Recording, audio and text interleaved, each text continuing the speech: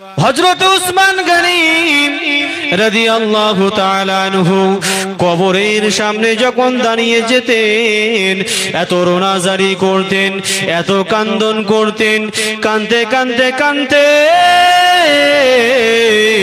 উসমান গনি রাদিয়াল্লাহু তাআলা আনহুর দাড়ি মোবারকটা ভিজিয়ে ফেলতেন।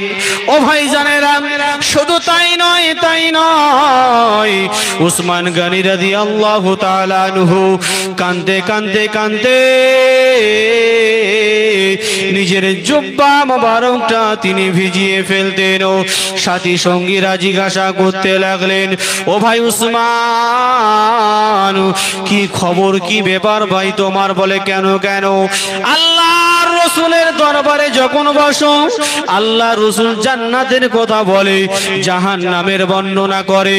ও ভাই উসমান, ওখানে বসে তোমার তো কখনো কাঁদতে দেখি নাই যতটা না তুমি কবরের সামনে দাঁড়িয়ে কাঁদো।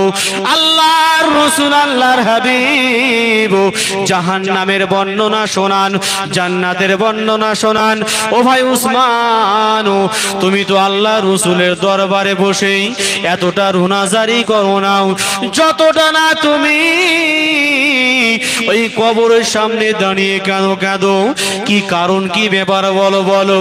উসমান গনি রাদিয়াল্লাহু তাআলা আনহু বলেছিলেন, ও আমার সাথী সঙ্গীরা, শুনে রেখে দাও, জেনে রেখে দাও, রাসূলুল্লাহ হাবিবুল্লাহ দয়ার নবী আমার, মায়ার নবী আমার নিজের পাক জবানে জানিয়েছেন, ওই কবরটা হবে আখিরাতের প্রথম মঞ্জিল। ওই কবরে যে বান্দা ছাড় পেয়ে যাবে, ফুলসিরাতের মাঠে ছাড় পেয়ে যাবে, ওই কবরে যে বান্দা ছাড় পেয়ে যাবে, মিজানের পাল্লায় ছাড় পেয়ে যাবে, ওই কবরে যে বান্দা ছাড় পেয়ে যাবে, মাশরের ময়দানে ছাড় পেয়ে যাবে।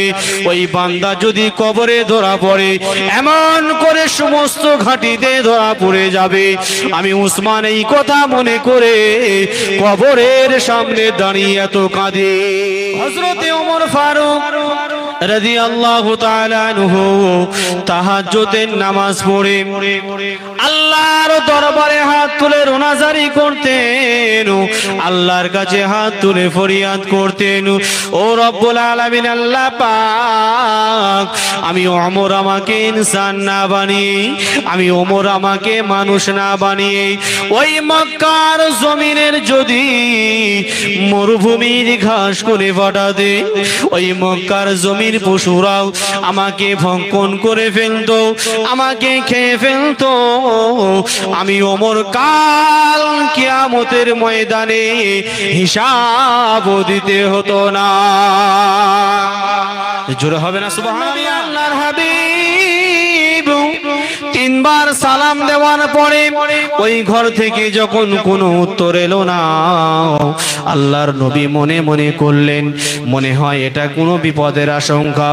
বিশ্ব নবী আমার, দিন দুনিয়ার বাদশাহ হাবিবুল্লাহ জনাবে মুহাম্মদ রাসূলুল্লাহ সাল্লাল্লাহু আলাইহি ওয়াসাল্লাম ঘরটা খুলে যখন দেখলেন, আম্মা জান আয়েশা সিদ্দিকা রাদিয়াল্লাহু তাআলা আনহা ওই ঘরের মধ্যে সিজদায় পড়ে আল্লাহর কাছে রোনাজারি করেন। ও ভাই জানেরা, আল্লাহর নবী, আল্লাহর হাবিব কোনো কথা বলে না। আল্লাহর নবী, আল্লাহর রাসূল পাশে গিয়ে চুপটি মেরে দাঁড়িয়ে রইলেন। আম্মা জান আয়েশা সিদ্দিকা রাদিয়াল্লাহু তাআলা আনহা সিজদা থেকে যখন মাথা তুললেন, আস্তে করে যখন বিবির কাঁধে হাত দিলেন, হযরতে আম্মা জান আয়েশা সিদ্দিকা রাদিয়াল্লাহু তাআলা আনহা চোখের পানি অবস্থায় বিশ্ব নবীর দিকে যখন তাকিয়েছেন, আল্লাহর নবী, আল্লাহর হাবিব বিবিকে জিজ্ঞাসা করেন, ও বিবি আয়েশা, কেন তুমি কাঁদো? কিসের জন্য কাঁদো? কি কারণে কাঁদো? আমি নবী আমার সাথে সংসার করতে গিয়ে তুমি কোনো কষ্ট পেয়েছো নাকি? তুমি কোনো ব্যথা পেয়েছো নাকি? আম্মা জান আয়েশা সিদ্দিকা রাদিয়াল্লাহু তাআলা আনহা বলেন, ইয়া রাসূলুল্লাহ, ইয়া হাবিবাল্লাহ, হুজুর, আমি আয়েশা আপনার সাথে সংসার করে যতটুকু চাওয়া ছিল, যতটুকু সুখ পাওয়ার ছিল, ইয়া রাসূলুল্লাহ গে, ইয়া হাবিবাল্লাহ হুজুর, তার চাইতে আমি আয়েশা আরো কোটি কোটি কোটি কোটি গুণ বেশি সুখ আমি আয়েশা পেয়ে গেছি। আয়েশা সিদ্দিকা রাদিয়াল্লাহু তাআলা আনহা বলেছিলেন, ইয়া রাসূলুল্লাহ গে, ইয়া হাবিবাল্লাহ, আমি আয়েশা যখন রান্না করছিলাম, ওই রান্না করতে করতে করতে ওই চুলার ভেতর থেকে সামান্যতম একটা আগুনের টুকরা আমি আয়েশা আমার হাতে পড়ে যায়। ইয়া রাসূলুল্লাহ গে, ইয়া হাবিবাল্লাহ হুজুর, আমি আয়েশা জ্বালা যন্ত্রণাটা আর সহ্য করতে পারি না। আমি আয়েশা সহ্য করতে না পেরে, ইয়া রাসূলুল্লাহ হে, ইয়া হাবিবাল্লাহ হুজুর, আমি আয়েশা সঙ্গে সঙ্গে আমার জাহান্নামের কথা মনে পড়ে যায়। ইয়া রাসূলুল্লাহ হে, ইয়া হাবিবাল্লাহ হুজুর, দুনিয়ার আগুনের চাইতে জাহান্নামের আগুনটা 70 গুণ তাপ বেশি হবে। ইয়া রাসূলুল্লাহ হে, ইয়া হাবিবাল্লাহ হুজুর, ওই জাহান্নাম যদি আমি হয়ে যাই, আমি আয়েশা ওই জাহান্নামে থাকতে পারবো না, ওই জাহান্নামের আগুনের তাপ সহ্য করতে পারবো না। ইয়া রাসূলুল্লাহ হে, ইয়া হাবিবাল্লাহ হুজুর, আমি আয়েশা এই কথা মনে করে সেজদায় পড়ে রোনাজারি করি। আমার আপনার দয়ার নবী জানিয়ে দিলেন, ও বিবি আয়েশা, শুনে রেখে দাও, জেনে রেখে দাও, এই দুনিয়াটা হলো রোনাজারির জায়গা, এই দুনিয়াটা হলো কান্দনের জায়গা। কেননা আল্লাহ রাসূল জানিয়ে দিয়েছেন, 2 ফোঁটা চোখের পানি আমার আল্লাহর কাছে হলো অতি দামি। জোরে বলুন, যে বান্দাটা, যে বান্দিটা আল্লাহর ভয়ে, আল্লাহর খৌফে, জাহান্নামের ভয়ে 1 ফোঁটা যদি চোখের পানি ফেলে, আমার রাসূল বলেন, ওই চোখের ফোঁটার পানির বিনিময়ে আমার আল্লাহ পাক তার জন্য জাহান্নামের আগুন হারাম করে দেবে। কুল্লু নাফসিন যায়িকাতুল মাউত, প্রতিটি নফসকে একদিন না একদিন মৃত্যুর স্বাদ গ্রহণ করতে হবে। কথা ঠিক না বেঠিক? এই আয়াতকে যে ইনকার করবে, এই আয়াতকে যে অস্বীকার করবে, তার ঈমান থাকবে বাপ? থাকবে না। ভালো করে বুঝুন। তাহলে আমার আপনার হায়াতটা যখন ফুরিয়ে যাবে, আমার আপনার ঠিকানা হবে কোথায় বাপ? জোরে বলুন, সকলে মিলে বলতে হবে বাপ। ঝিমিয়ে থাকলে কিন্তু আমিও ঝিমিয়ে যাব, আর আপনারা যদি চাঙ্গা থাকেন ইনশাআল্লাহ আমিও চাঙ্গা থাকবো। আর ঝিমিয়ে যদি আওয়াজ দেন তাহলে আমিও ঝিমিয়ে ঝিমিয়ে বয়ান করবো। আপনারা যদি আওয়াজ জোরে করেন আমারও আওয়াজ জোরে হবে। আওয়াজ জোরে হবে তো ইনশাআল্লাহ? এই আওয়াজটা চাঙ্গা রাখবেন। তাহলে হায়াত যখন ফুরিয়ে যাবে, আমার আপনার নিয়ে চলে যাবে আলামে বারজাখ, অর্থাৎ কবরের জগতে। কবরে যখন সর্বপ্রথমে প্রশ্ন করবে, মান রব্বুকা, তোমার রব কে, তোমার দিন কি, তোমার নবী কে? আচ্ছা বলেন তো, আমরা যতগুলো মানুষ এখানে বসে আছি, বিবেকটা একটু হাত দিয়ে প্রশ্ন করে বলুন যে আমরা উত্তর দিতে পারবো? পারবো? ও ভাইজানেরা, জওয়ান যুবকেরা, ও আমার মুরব্বিয়ানেরা,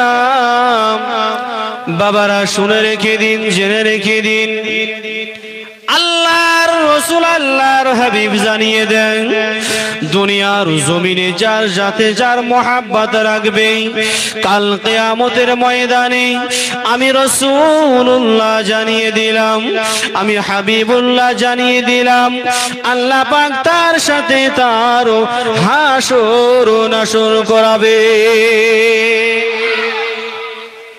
একটু আমার আগে ভাই ওয়াজ করছিল না, এখন যুবক ভাইরা তো ফ্রি ফায়ারে ব্যস্ত।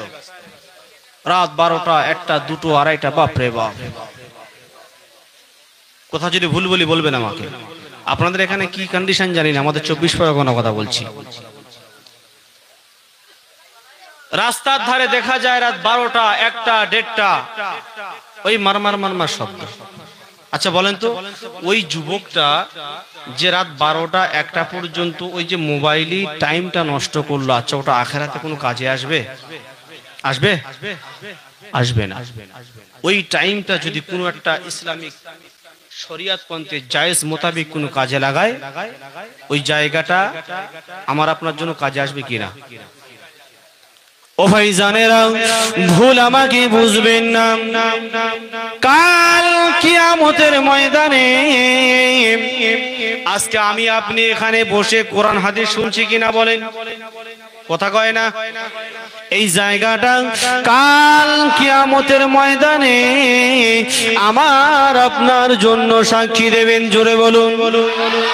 ও ভাইজানেরা, এই জায়গাটা আল্লাহর দরবারে গিয়ে বলবেন, ও রব্বুল আলামিন আল্লাহ পাক, ওই মান্দার ঘরের জায়গাতে ওই বান্দাটাও অমুক সময়ে অমুক দিনেতে অমুক জায়গাতে বসে কোরআন হাদিসের আলোচনা শুনছিল। আল্লাহ পাক আল্লাহ তাআলা ওই কঠিন দিনের সময়ে বান্দার কোন ওসিলায় আল্লাহ জান্নাত দেবে আমিও বলতে পারবো না, আপনিও বলতে পারবেন না। ওই জায়গাটা বলবে আল্লাহ। ওই জায়গাটিতে বসে বসে বসে আপনার বান্দাও অন্তর দিয়ে কোরআন শুনেছিল, অন্তর দিয়ে হাদিস শুনেছিল। আল্লাহ পাক যদি খুশি হয়ে যায়, আল্লাহ পাক বলবেন, ও আমার ফেরেশতারা শোনো শোনো, যাও যাও যাও, আমি আমার ওই বান্দার ওই জায়গাতে বসে বসে কোরআন হাদিস শোনার কারণে আমি আল্লাহ পাক আমার বান্দাকে জান্নাতে দিয়ে দাও।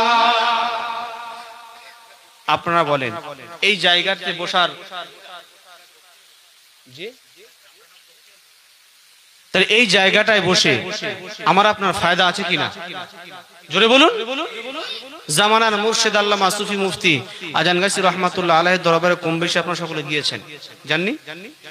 আচ্ছা দেখবেন ওখানে এই আধ ঘন্টা 1 ঘন্টার কোনো ব্যাপার নয়, ঘন্টার পর ঘন্টা, ঘন্টার পর ঘন্টা মানুষ বসে থাকে কিনা? পাখির মতো হা করে বসে থাকে। কিরকম? সাহাবায়ে কেরাম রাদিয়াল্লাহু তাআলা আনহুমরা আল্লাহর রাসূলের সামনে যখন যেতেন হা করে সকলে বসে থাকতেন। আল্লাহর রাসূল কখন কোনটা বলবে আমরা হজম করব। জোরে বলুন না সুবহানাল্লাহ। অনেক ভক্ত মুরিদও আছে, 1 ঘন্টা নয়, 2 ঘন্টা নয়, ঘন্টার পর ঘন্টা, ঘন্টার পর ঘন্টা এই কোরআন হাদিসের ব্যাখ্যা করেন আমার মওজুদা গদ্দিনাশীর মাস্টার হুজুর কেবলা। জোরে বলুন। যেমন করে গিয়েছিলেন জামানার মুর্শিদ আল্লামা সুফি মুফতি আজান গাছি রহমাতুল্লাহ আলাইহি। জোরে বলুন। যেমন করে গিয়েছিলেন জামানার মুজাদ্দিদ হযরত মাওলানা সুফি মুফতি মুয়াজ্জির রহমাতুল্লাহ আলাইহি। জোরে বলুন।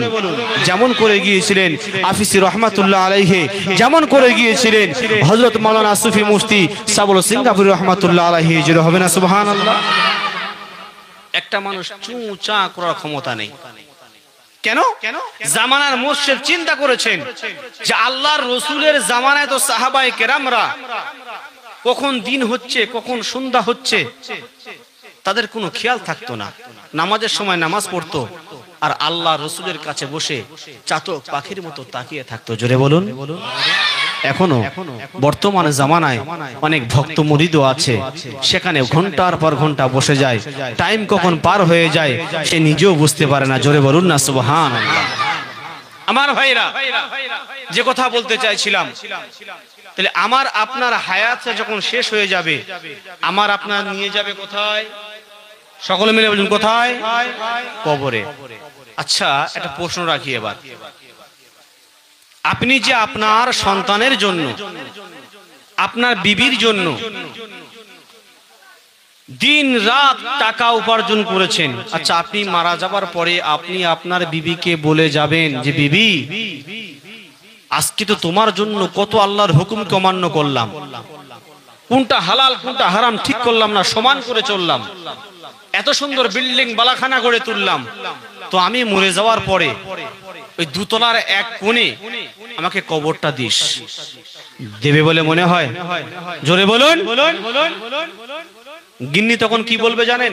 তোমার ও চিন্তা করতে হবে না। বলছে কেন? তুমি মরে যাওয়ার পরে কোথায় দেব সেটা আমি আগে থেকে ঠিক করে রেখেছি। তাহলে এমন কোন জায়গায় দেবো না যে এমন জায়গা তোমার দেবো তাই মাঝে মাঝে কলে আবার পানি আনতে যাবো, তোমাকে দেখলে হোঁচট খেয়ে পড়ে যাবো। এমন জায়গায় দেবো, খানার ভেতরে দেবো না বাঁশ বাগানের ভেতরে দেবো। আবাব, তাহলে আপনার কোন উপকারে আসলো? আমার কথা ভুল বুঝবেন না। আমি এ কথা বলছি না যে আপনার বিবির ভালোবাসা ত্যাগ করেন না, এ কথা বলছি না। বিবির হক পালন করুন, তার সাথে সাথে আল্লাহর হকটা পালন করুন। আল্লাহ বলছে বান্দা তোকে দুনিয়াতেও শান্তি রাখবো, কবরেও শান্তি রাখবো। জোরে বলুন। তাহলে দুনিয়াদারিও হলো, আল্লাহর হুকুম পালন করা হলো। জামানার মুর্শিদ আল্লামা সুফি মুফতি আজান গাছি রহমাতুল্লাহ আলাইহি আমাদের এই শিক্ষাটা দিচ্ছেন। জোরে বলুন না সুবহানাল্লাহ। অনেক আবার পীর সম্পর্কে অনেক বাজে মন্তব্য আমরা করি। বলছে সামনে কোরআন আছে, হাদিস আছে, তাহলে পীর ওলি আল্লাহদের মানার কি প্রয়োজন আছে? ভাই আপনাদের এখানে কি আমি জানি না, অন্য জায়গার কথা বলছি আমি। সামনে কোরআন আছে, হাদিস আছে, ইজমা আছে, কিয়াস আছে, তাহলে পীর আবার কোত্থেকে এলো? আল্লাহ রাসূল বলছেন মান আতাআনি ফাদাখালাল জান্নাহ, যে আমাকে ইতাআত করলো সে জান্নাতে চলে গেল। জোরে বলুন। আজকে তো রাসূল নাই, কাকে ইতাআত করবেন? আপনি কোরআন পড়তে পারেন না, হাদিস পড়তে পারেন না, তাহলে আপনি কি সারা জীবন দুনিয়াতে গোমরাহি চলবেন? সারা জীবন অন্ধকারে চলবেন না। আমাকে একজন নেককার বান্দা খুঁজে নিতে হবে যার নাম হলো মুজাদ্দিদ। জোরে বলুন না সুবহানাল্লাহ। তিনি আমাদের সামনে কোরআন হাদিসের ব্যাখ্যা করেন, কোনটা ভালো, কোনটা মন্দ, কোনটা হারাম, কোনটা হালাল, কোনটা জায়েজ, কোনটা না জায়েজ, সেই শিক্ষাটা প্রতি সপ্তাহে আমাদেরকে দিচ্ছেন। জোরে বলুন না সুবহানাল্লাহ। তাহলে আমার মূল আলোচনা ছিল এটাই যে আমার আপনার হায়াত যখন শেষ হয়ে যাব কোথায়? কবর। আচ্ছা বলেন এবার, এতগুলো মানুষ এখানে আছি, আমরা কেউ কখনো কবরের সম্পর্কে চিন্তা করেছি? করতে পারিনি। বাবা চিন্তা করেছিলেন হযরত উসমান গনি রাদিয়াল্লাহু তাআলা আনহু, চিন্তা করেছিলেন হযরত আবু বকর সিদ্দিক রাদিয়াল্লাহু তাআলা আনহু, চিন্তা করেছিলেন আম্মা জান আয়েশা সিদ্দিকা রাদিয়াল্লাহু তাআলা আনহা। জোরে বলুন। হযরত উসমান গনি রাদিয়াল্লাহু তাআলা আনহু যখন আল্লাহর রাসূলের দরবারে বসতেন, আল্লাহ রাসূল জান্নাতের কথা বলতেন, জাহান্নামের কথা বলতেন। হযরত উসমান গনি রাদিয়াল্লাহু তাআলা আনহু জান্নাতের বর্ণনা যখন শুনতেন আনন্দিত হয়ে যেতেন। জোরে বলুন। যখন জাহান্নামের বর্ণনা করতেন চোখ দিয়ে ঝরঝর করে পানি আসতেন। আমার ভাই জানেরা একটু গভীর মনোযোগ দিয়ে শুনে রেখে দিন বাবা। হযরত উসমান গনি রাদিয়াল্লাহু তাআলা আনহু কবরের সামনে যখন দাঁড়িয়ে যেতেন, এত রোনাজারি করতেন, এত কান্দন করতেন, কানতে কানতে কানতে উসমান গনি রাদিয়াল্লাহু তাআলা আনহুর দাড়ি মোবারকটা ভিজিয়ে ফেলতেন। ও ভাই জানেরা, শুধু তাই নয়, উসমান গনি রাদিয়াল্লাহু তাআলা আনহু কানতে কানতে কানতে নিজের জুব্বা মোবারকটা তিনি ভিজিয়ে ফেলতেন। ও সাথী সঙ্গীরা জিজ্ঞাসা করতে লাগলেন, ও ভাই উসমান কি খবর, কি ব্যাপার ভাই তোমার? বলে কেন? আল্লাহর রাসূলের দরবারে যখন বসো, আল্লাহ রাসূল জান্নাতের কথা বলে, জাহান্নামের বর্ণনা করে। ও ভাই উসমান, ওখানে বসে তোমার তো কখনো কাঁদতে দেখি নাই যতটা না তুমি কবরের সামনে দাঁড়িয়ে কাঁদো। আল্লাহর রাসূল, আল্লাহর হাবিব জাহান্নামের বর্ণনা শোনান, জান্নাতের বর্ণনা শোনান। ও ভাই উসমান, তুমি তো আল্লাহ রাসূলের দরবারে বসেই এতটা রুনাজারি করো না যতটা না তুমি ওই কবরের সামনে দাঁড়িয়ে কেন কাঁদো? কি কারণ, কি ব্যাপার বলো বলো। উসমান গনি রাদিয়াল্লাহু তাআলা আনহু বলেছিলেন, ও আমার সাথী সঙ্গীরা, শুনে রেখে দাও, জেনে রেখে দাও, রাসূলুল্লাহ হাবিবুল্লাহ দয়ার নবী আমার, মায়ার নবী আমার নিজের পাক জবানে জানিয়েছেন ওই কবরটা হবে আখিরাতের প্রথম মঞ্জিল। ওই কবরে যে বান্দা ছাড় পেয়ে যাবে, ফুলসিরাতের মাঠে ছাড় পেয়ে যাবে, ওই কবরে যে বান্দা ছাড় পেয়ে যাবে, মিজানের পাল্লায় ছাড় পেয়ে যাবে, ওই কবরে যে বান্দা ছাড় পেয়ে যাবে, মাশরের ময়দানে ছাড় পেয়ে যাবে। ওই বান্দা যদি কবরে ধরা পড়ে, এমন করে সমস্ত ঘাটিতে ধরা পড়ে যাবে। আমি উসমান এই কথা মনে করে কবরের সামনে দাঁড়িয়ে এত কাঁদে। জোরে হবে না সুবহানাল্লাহ? বলেন তো, আমরা কে কজন আছি যে কবরের সামনে দাঁড়িয়ে এত রোনাজারি করি? করি কি বাপ? দেখবেন মানুষ যখন মারা যায়, কিছু কিছু মানুষ আছি আমরা সেই কবরের সামনে গিয়ে দুনিয়াবি কথাবার্তা চালু করে দিই। কথা ঠিক না বেঠিক? কবরটা হলো এমন একটা জায়গা, আল্লাহ রাসূল সাল্লাল্লাহু আলাইহি সাল্লাম বলেছেন, তোমরা কবর জিয়ারত কেন করবে? এই জন্য করে করবে যাতে করে তোমাদের মউতটা স্মরণ আসে। আর আমরা এমন একটা মুসলমান, এমন মউতের কথা স্মরণ করে মাটি দিয়ে আসার পরেই আবার দুনিয়াতে নাজায়েজ কাজ শুরু করে দিই। কথা ঠিক না বেঠিক? উসমান রাদিয়াল্লাহু তাআলা আনহু, তিনি দুনিয়া থাকা অবস্থায় আল্লাহ রাসূল তাকে জান্নাতি সার্টিফিকেট দিয়েছিলেন। জোরে বলুন। সেই উসমান রাদিয়াল্লাহু তাআলা আনহু কবরের সামনে দাঁড়িয়ে এত রোনাদানি করছেন, এত কান্না কাঁদছেন, এত রোনাজারি তিনি করছেন। কিসের কারণে করেছিলেন? তিনি রাসূলের মুখ থেকে শুনেছিলেন যে কবরটা হলো আখিরাতের প্রথম মঞ্জিল। কবরে যদি ছাড় পেয়ে যায়, ওই বান্দা সব জায়গায় ছাড় পেয়ে যাবে। জোরে বলুন না সুবহানাল্লাহ। আমরা কি কতটা চিন্তা করি? চিন্তা করেছেন জামানার মুর্শিদ আল্লামা সুফি মুফতি আজান গায়সী রাহমাতুল্লাহ আলাইহি যদি বলেন কেমন করে, তিনি এমন চিন্তা করেছেন তিনি এখন থেকে কাফন পরে থাকেন। জোরে বলুন না সুবহানাল্লাহ। আল্লাহ রাসূল তাই বলেছেন, তোমার সারাক্ষণ সর্ব অবস্থায় মৃত্যুর জন্য তোমরা তৈরি হয়ে থাকো। কেন? আল্লাহ পবিত্র কোরআনে বলেছেন, কুল্লু নাফসিন যায়িকাতুল মাউত। কখন কোন সময় কার মৃত্যু চলে আসবে কেউ কখনো বলতে পারবে না। এই জামানার মুর্শিদ আল্লামা সুফি মুফতি আজান গায়সী রাহমাতুল্লাহ আলাইহি তিনি কি করেছেন দেখবেন, যখন কোরআন ক্লাসে মজলিসে বসেন তিনি কাফন পরে বসে থাকেন। জোরে বলুন না সুবহানাল্লাহ সুবহানাল্লাহ। তাহলে আমারও আপনার সেই কবর সম্পর্কে চিন্তা করতে হবে। যেমন চিন্তা করেছিলেন হযরতে ওমর ফারুক রাদিয়াল্লাহু তাআলা আনহু, কেমন চিন্তা করেছিলেন? তিনি যখন তাহাজ্জুদের নামাজে দাঁড়াতেন, তিনি দাঁড়িয়ে দাঁড়িয়ে কাঁদতে কাঁদতে কাঁদতে তিনি বেহুশ হয়ে পড়ে যেতেন। জোরে বলুন। ও ভাইজানেরা, জওয়ান যুবকেরা, ও আমার মুরব্বিয়ানেরা, শুনে রেখে দিন বাবা, জেনে রেখে দিন, হযরতে ওমর ফারুক রাদিয়াল্লাহু তাআলা আনহু তাহাজ্জুদের নামাজ পড়ে আল্লাহর দরবারে হাত তুলে রোনাজারি করতেন, আল্লাহর কাছে হাত তুলে ফরিয়াদ করতেন, ও রব্বুল আলামিন, আল্লাহ পাক, আমি ওমর আমাকে ইনসান না বানিয়ে, আমি ওমর আমাকে মানুষ না বানিয়ে ওই মক্কার জমিনের যদি মরুভূমির ঘাস করে পাঠাতে, ওই মক্কার জমির পশুরাও আমাকে ভক্ষণ করে ফেলতো, আমাকে খেয়ে ফেলতো, আমি ওমর কাল কিয়ামতের ময়দানে হিসাব দিতে হতো না। জোরে হবে না সুবহানাল্লাহ? কে কাঁদছেন? যিনি অর্ধেক জাহানের যিনি বাদশা ছিলেন, সাইয়্যিদানা মুসলিম জাহানের দ্বিতীয় খলিফা হযরত ওমর ফারুক রাদিয়াল্লাহু তাআলা আনহু, তিনি কাঁদছেন হাত তুলে, আল্লাহ আমাকে ইনসান না বানিয়ে, মানুষ না বানিয়ে ওই মক্কার মরুভূমির যদি ঘাস করতেন তাহলে আমাকে পশুরা ভক্ষণ করে ফেলতো, আমি আমার কাল কিয়ামতের ময়দানে আমাকে কাঠগড়ায় দাঁড়াতে হবে না। জোরে বলুন।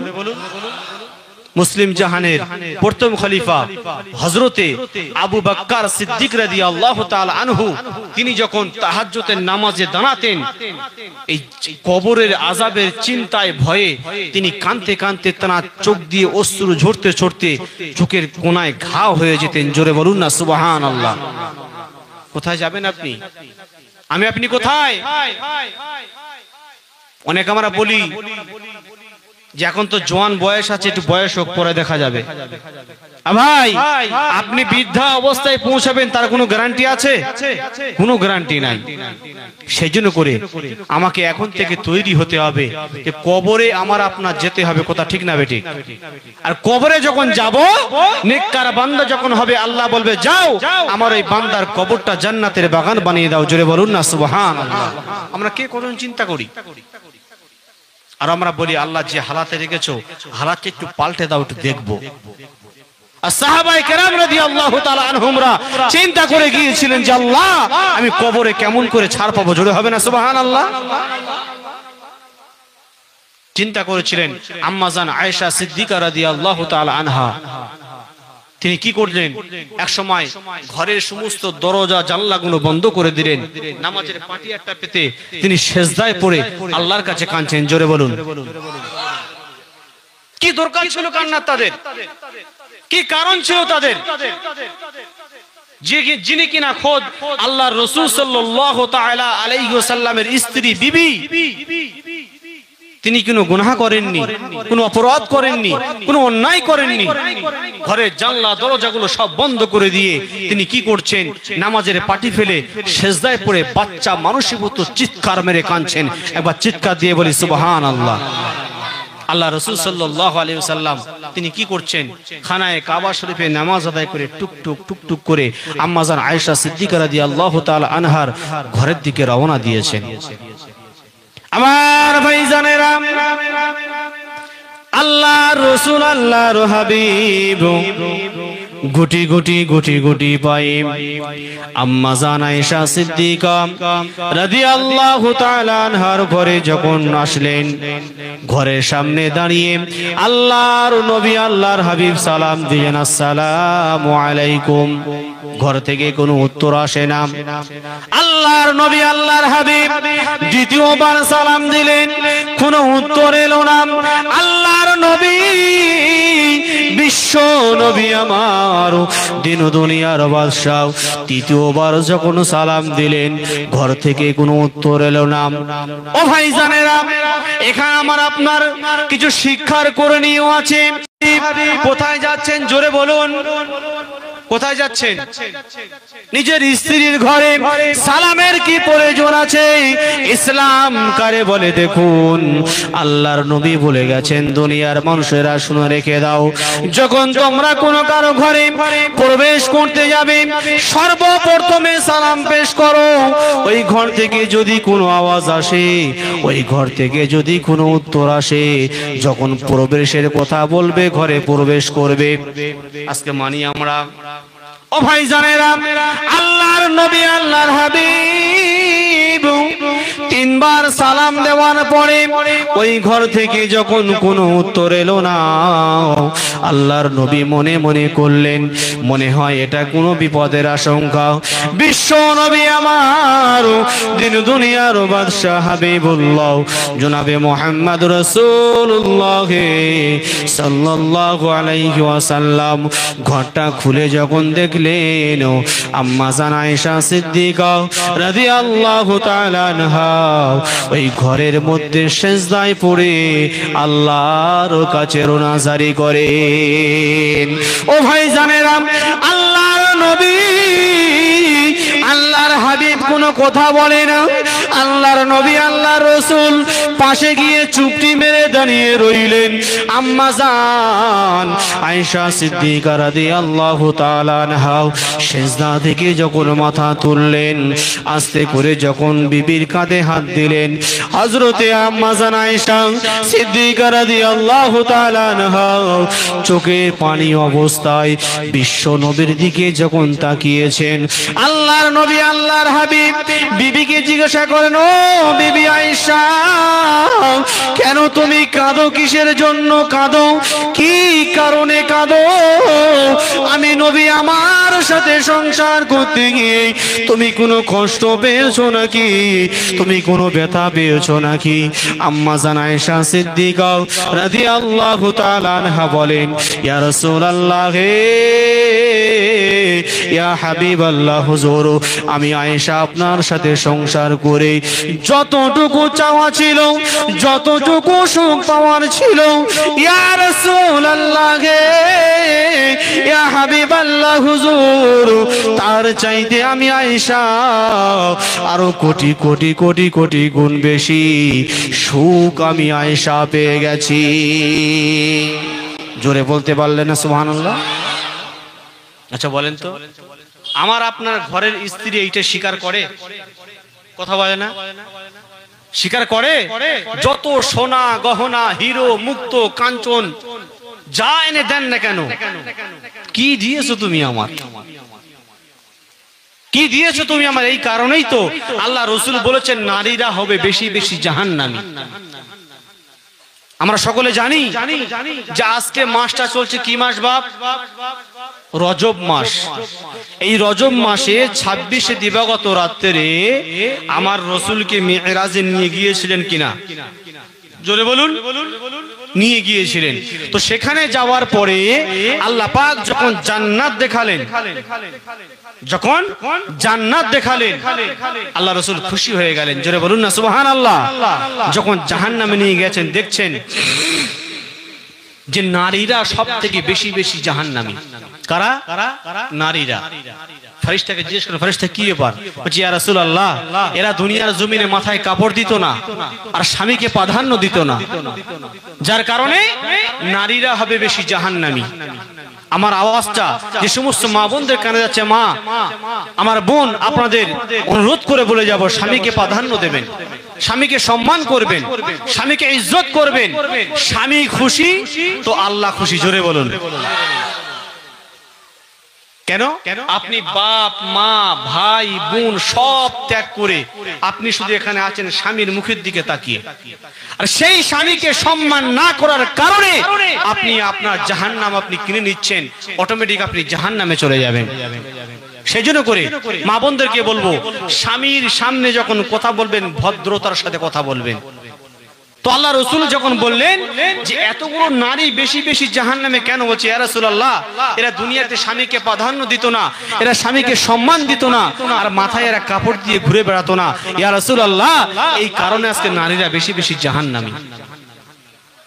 আল্লাহ রাসূল সাল্লাল্লাহু আলাইহি সাল্লাম সেই জন্য করতো নারীদের সম্মান। সেই আইয়ামে জাহেলিয়াতের যুগে যে সময় নারীদের কোনো সম্মান ছিল না, নারীদের কোনো ইজ্জত ছিল না, আমার রাসূল আসার পরে ওই আইয়ামে জাহেলিয়াতের যুগে নারীদের সম্মানটাকে বাড়িয়ে দিয়েছেন। জোরে বলুন না সুবহানাল্লাহ।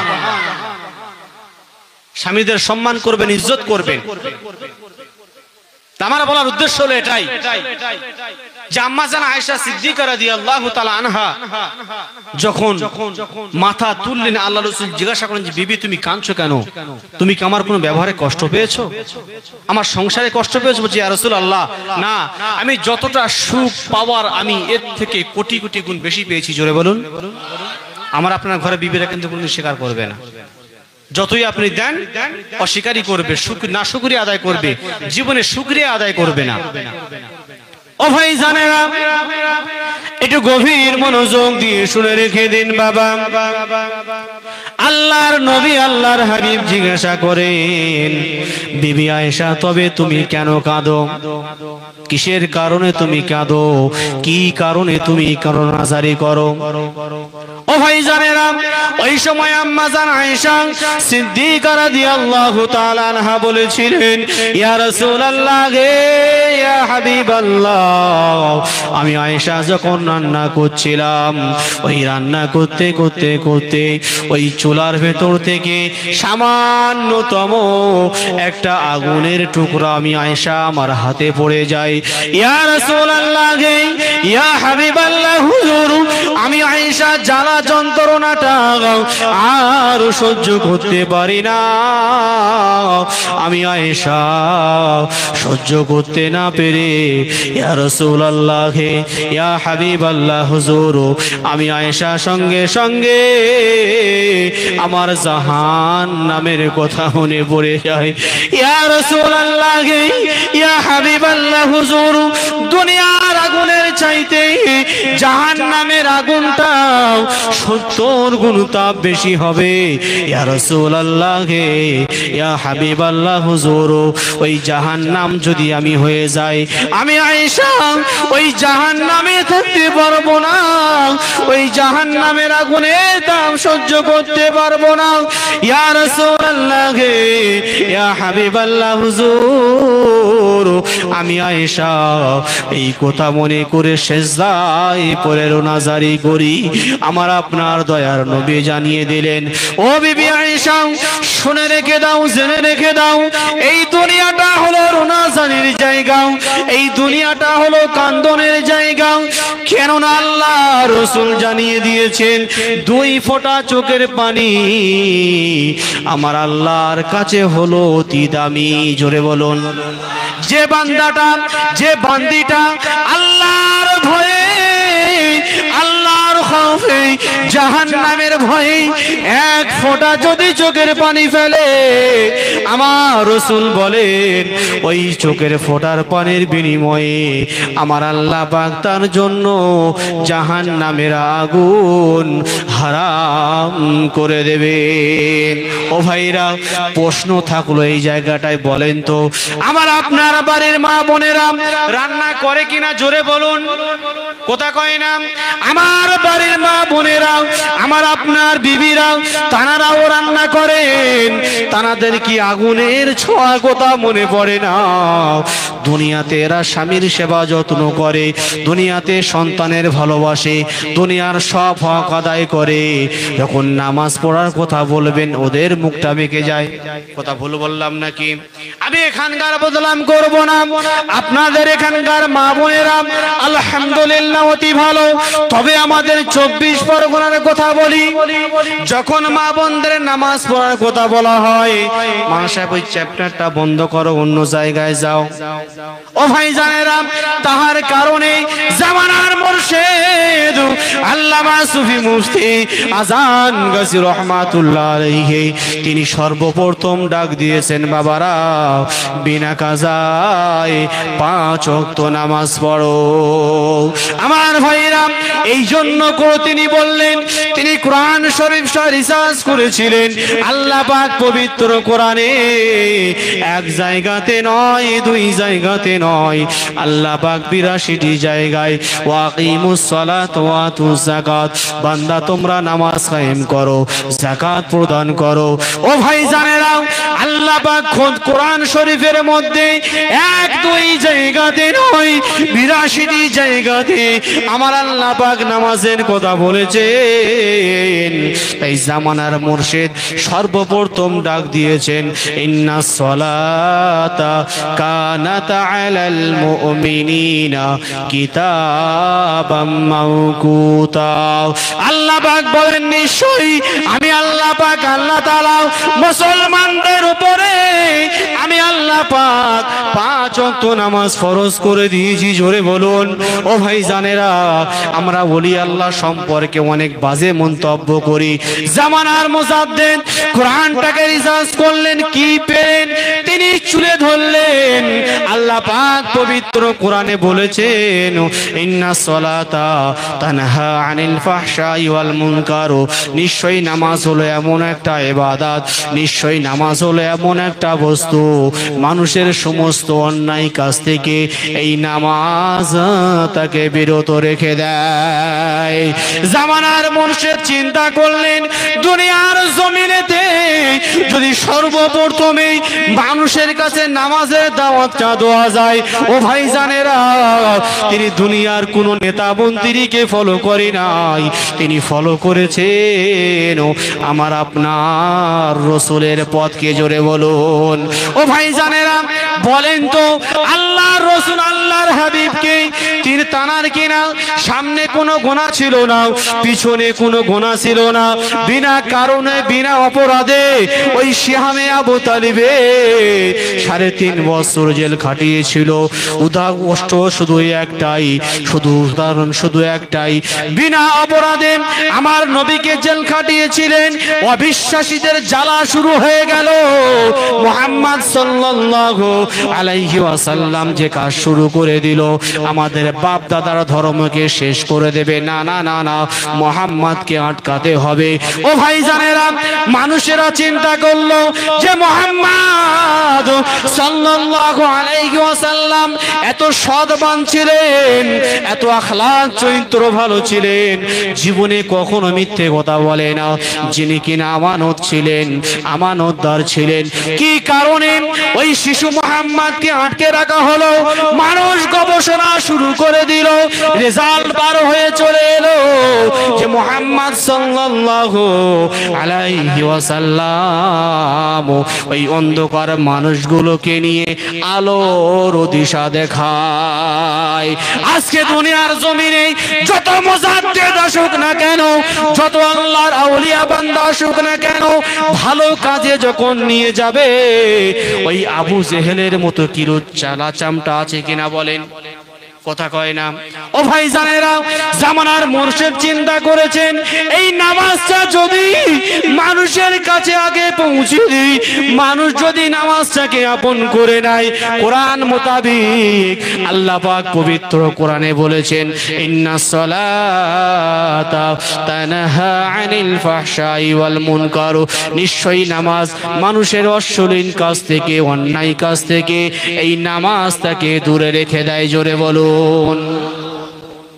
জামানার কামেলিন এই চিন্তা ভাবনা নিয়ে, এই মস্তিষ্ক নিয়ে বিশ্বের মানুষের তিনি ডাক দিচ্ছেন, বাবারা আমার টাকার কোনো প্রয়োজন নাই, অর্থের কোনো প্রয়োজন নাই, বাবা তোমরা বিনা কাজায় 5 ওয়াক্ত নামাজ পড়ো, কোরআন তেলাওয়াত করো, হালাল রুজি খাও, তাকওয়া, এই 4টে জিনিস যদি মেনে চলো, দুনিয়া থেকে মরতে দেরি হবে না। আল্লাহ পাক আমার আপনার কবরটা জান্নাতের বাগান করতে দেরি করবে না। একটু জোরে হবে না সুবহানাল্লাহ? উচ্চ দরুদ শরীফ পড়ি, আল্লাহুম্মা, জোরে জোরে সাল্লাল্লাহু আলাইহি ওয়াসাল্লাম বারিক আলা শাফি মিন সাইয়্যিদিনা নবিয়িনা মুহাম্মদ ওয়া আলিল বাইত ওয়া আলিহি আজমাইন কামা সাল্লাইতা ওয়া সাল্লাম তাবারাক তারহিমতা আলা সুন ইব্রাহিম। ওই মদিনার বাদশা তুমি নবী সারোয়ার, ওই মদিনার বাদশা তুমি নবী সারোয়ার, শান্তি নিয়ে এলেন তুমি ধুলির ধরার পর। হবে না? ওই মদিনার বাদশা তুমি নবী সারোয়ার, ওই মদিনার বাদশা তুমি নবী সারোয়ার। জগৎ ছিল ডুবন্ত ঘোর ধারে আচ্ছন্ন, জগৎ ছিল ডুবন্ত ঘোর ধারে আচ্ছন্ন, মানব ছিল অশান্ত একে মারিত লগন্য, তোমার আগমনে গেল ঘুচলো অন্ধকার। হবে না সুবহানাল্লাহ? ওই মদিনার বাদশা তুমি নবী সারোয়ার, ওই মদিনার বাদশা তুমি নবী সারোয়ার। তোমার হাতে অশান্তি দূর হলো সব ভুল ভ্রান্তি তোমার সাথে সাহাবা বিজয় করলো পাক্কা বাগা শত্রু সানে লড়াই করতে ধরলেন তালো আর ওই মদিনার বাদশা তুমি নবী সারোয়ার ওই মদিনার বাদশা তুমি নবী সারোয়ার দুরূদ শরীফ আল্লাহুম্মা সাল্লি ওয়া সাল্লিম বারিক আলা আবদিকা রাসূলিল কারীম রাহমাতাল লিল আলামিন শাফিউল মুজনামিন সাইয়্যিদিনা মাওলানা নবিয়িনা মুহাম্মদ ওয়া আলিল বাইত আওলাদি দিয়াতি ওয়া যাজি ওয়া সাহাবিহি আজমাইন কামা সাল্লাইতা ওয়া সাল্লামতা ওয়া বারাকতা ওয়া রাহিমতা আলা সাইয়্যিদিনা ইব্রাহিম ওয়া আলা আলি সাইয়্যিদিনা ইব্রাহিম ইন্নাকা হামিদুম মাজিদ। আমার ভাইরা ইনশাআল্লাহ অল্প টাইমের মধ্যে ছেড়ে দেবো। তো যে কথা আলোচনা করছিলাম যে দেখুন আমার আপনার চোখটা যখনই বন্ধ হবে আমার আপনার নিয়ে যাবে সেই কবরে, ঠিক না বেঠিক?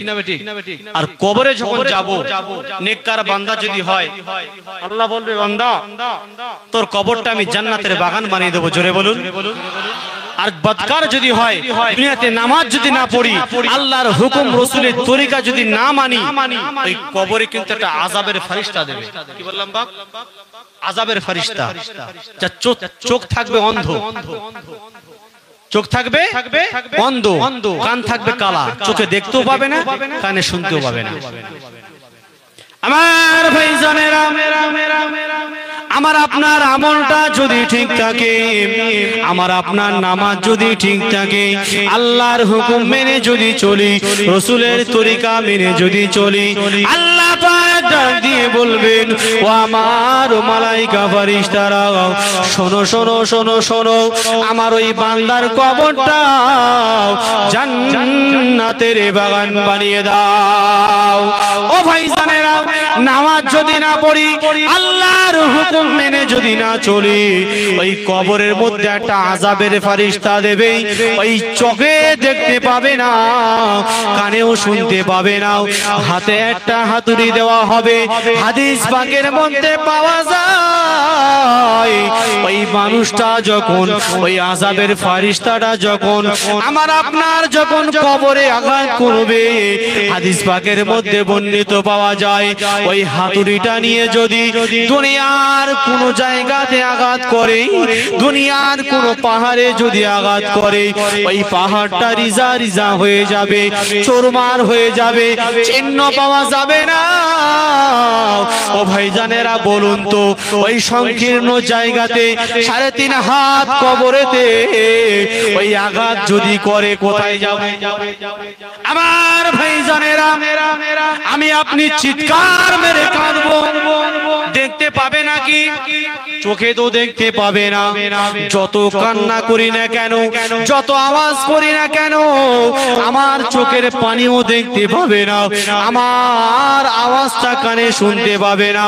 আমার ভাইজানেরা তাই আল্লাহ রাসূল বলেছেন কবরের আযাব থেকে বাঁচতে গেলে, কবরের আযাব থেকে মুক্তি যদি পেতে চাও আল্লাহর রশিটা তোমরা ধরে নাও।